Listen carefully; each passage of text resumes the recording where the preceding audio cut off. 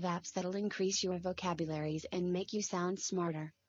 WordUp Vocabulary, Magoosh Vocabulary Builder, Vocabulary.com, Quizlet, Duolingo. First is WordUp Vocabulary, which is the easiest way to learn words from movie songs and famous quotes. Second one is Magoosh Vocabulary Builder, which gives you one with 4 answers choices, choosing the right to continue. On the other hand, Vocabulary.com helps you learn new words by playing games.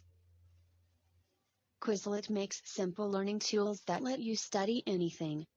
Lastly, Duolingo is the best free app for learning a language with unique features and clear structure. Now let's take a closer look to Duolingo. According to the website Sensor Tower, Duolingo is the #1 grossing app in the education category on the Apple App Store. If you are looking to learn a second language in 2021, then this free app comes highly recommended. How do you use Duolingo? Well, the first step is to open the app, and you'll be run through the setup process. Choose the language you wish to learn, answer questions on how you heard about the app and why you're learning the language. Then you'll be asked how often you intend to study each day, whether you wish to allow notifications, and whether you are a complete beginner or already have some knowledge of the language. If you say you already have some knowledge of the basics, Duolingo will put you through a test to ascertain your level of knowledge. You then go straight into the first lesson. Each lesson is broken up into 10 or so separate questions. The questions are varied, requiring you to identify words, translate and transcribe sentences, and repeat sentences by speaking into the microphone. You lose a heart every time you get a question wrong, and your 5 hearts are replenished each day. What it does really well is that it gamifies the learning process, so every time you make a mistake, you lose a life, or in this case, a heart. What is also really cool about this app is that you can go through a complete language course for absolutely free. If you run out of hearts, you can choose to practice. You'll receive an additional heart on completion of every practice round. In the corner of this window is your total gems.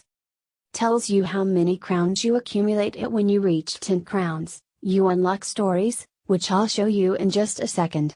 The next icon along is the flame, which indicates how many consecutive days you've been using GeoLinguistics. Here, you can change how much time you wish to spend learning each day. If you skip a day or fail to reach your daily XP quota by not studying long enough, your flame revert back to 0. The heart icon indicates how many lives you have. Having completed the first lesson, you'll be asked to create a profile. You'll need to do this in order to save your progress. Provide your age, name, email address and a password, and you're ready to go. Having created your profile, you'll land on the main screen, and in the center of the screen is what is referred to as the tree with all the different language categories that make up of the course. Start with introductions, followed by phrases, travel, restaurants, so on and so forth. Each category has 5 levels, and each level has 4 lessons. Lessons and levels get progressively harder.